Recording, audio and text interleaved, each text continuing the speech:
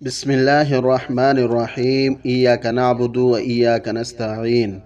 دوستو، یہودیوں کا دعویٰ ہے کہ وہ اسرائیل کی ریاست قائم کر کے اصل خدائی حکم کو پورا کر رہے ہیں۔ یہ ان کی آبائی زمین ہے جہاں وہ لوٹے ہیں اور انہیں یہاں ریاست قائم کرنے کا مکمل حق ہے۔ حالانکہ فلسطین میں موجود عرب قوم حضرت ابراہیم علیہ السلام کی نسل سے ہیں اور انہی کے زمانے سے یہاں آباد ہے۔ یہود تو بہت بعد میں آیا یہاں، لہٰذا فلسطین کی زمین پر زیادہ حق عرب فلسطینیوں کا ہے، جو اپنی آزادی اور بقا کے لیے ایک زمانے سے یہودیوں سے برسر پیکار ہیں۔ بلا شبہ فلسطین شروع ہی سے انبیاء کی سرزمین رہی ہے۔ حضرت ابراہیم علیہ السلام، حضرت صالح علیہ السلام، حضرت یعقوب علیہ السلام، حضرت داؤد علیہ السلام، حضرت سلیمان، حضرت موسیٰ، حضرت زکریا علیہ السلام، حضرت یحییٰ، حضرت عیسیٰ علیہ السلام اور کتنے ہی انبیاء کرام کی حیات طیبہ اس مبارک مقام سے متعلق رہی ہے۔ شہر بیت المقدس کے قرب و جوار میں بھی مختلف علاقے ہیں جو مختلف پیغمبروں سے منسوب ہیں۔ اسی جگہ سے سردار انبیاء خاتم الانبیاء محمد مصطفیٰ صلی اللہ علیہ وسلم معراج کو تشریف لے گئے۔ بلا شبہ یہ شہر وہ مقدس سرزمین ہے جس نے بے شمار پیغمبروں کے قدموں کو چوما ہے، اس لیے اسلام کی نگاہ میں اس شہر اور اس مسجد کی خاص اہمیت ہے۔ دوستو، اگر فلسطینیوں کو دنیا کے سب سے بدنصیب قوم کہا جائے تو غلط نہ ہوگا، کیونکہ پچھلی یعنی 20ویں صدی دنیا بھر میں آزادی کی صدی تھی۔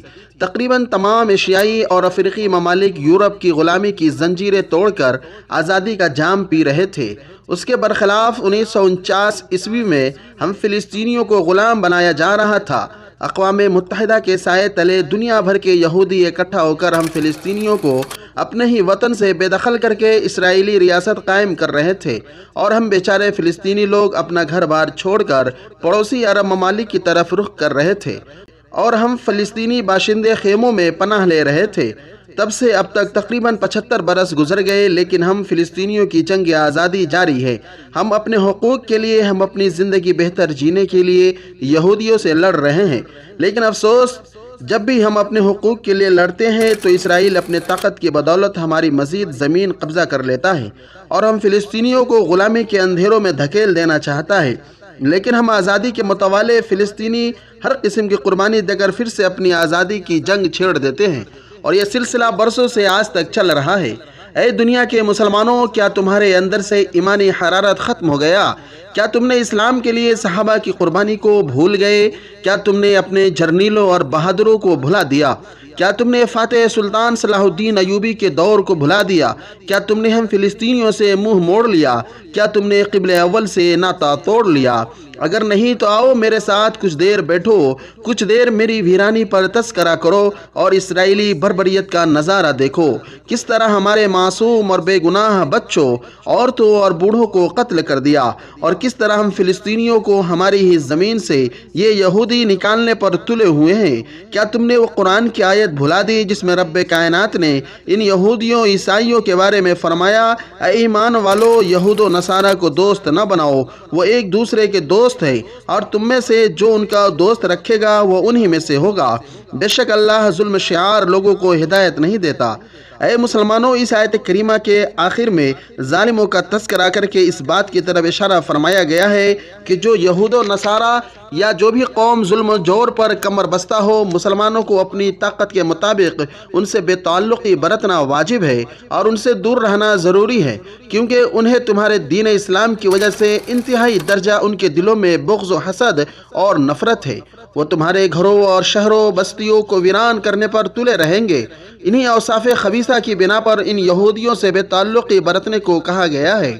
اے امت مسلمہ، غور کرو، کیا آج اسرائیل سے بڑھ کر کوئی اس کا مصداق ہے جو آئے دن بے قصور فلسطینی مسلمانوں کا قتل عام کرتا ہے، اور جس نے لاکھوں فلسطینیوں کو اپنے مادر وطن میں رہنے کے حق سے بھی محروم کر دیا ہے؟ اے دنیا والو، میں فلسطین بول رہا ہوں، میری بھی فریاد سنو۔ یک طرفہ مت دیکھو، دونوں آنکھیں کھولو اور حق کو باطل اور باطل کو حق کہنا چھوڑ دو۔ ظالم کی حوصلہ افزائی اور اس کی پشت پناہی چھوڑ دو، اور ہم مظلوم فلسطینیوں کو دیکھو کس طرح ہمارے حق کو کچلنے کی کوشش پوری قوت سے کی جا رہی ہے، اور ہمیں اپنے ہی ملک میں قید و بند کی صعوبتیں جھیلنی پڑ رہی ہے۔ اس لیے دنیا والو، حقیقت یہی ہے کہ اسرائیل ایک غاصب ریاست ہے جس کو مغربی طاقتوں نے خلافت عثمانیہ کے زوال کے بعد جبراً قائم کیا، اور افسوس اسرائیل دن بدن ہمارے زمینوں کو قبضہ کر رہا ہے۔ اے دنیا کے دانشوروں، ہم فلسطین کی آواز سنو اور ہم فلسطینیوں کو اپنے حق سے محروم نہ کرو۔ اس میں کوئی شک نہیں کہ موجودہ حماس اور اسرائیل جنگ کا اصل سبب اسرائیل ہے۔ فلسطینی اپنے اوپر ہونے والے ظلم کا دفاع کر رہے ہیں اور اس کا حل یہی ہے کہ فوری طور پر جنگ بندی ہو، اقوام متحدہ کے فیصلے کے مطابق فلسطین ایک آزاد ریاست ہو اور فلسطینی اور اسرائیلیوں دونوں کے ساتھ انصاف ہو۔ دوستو، فلسطین پر بنائی گئی یہ مختصر ویڈیو کیسی لگی کمنٹ میں ضرور ہمیں بتائیں۔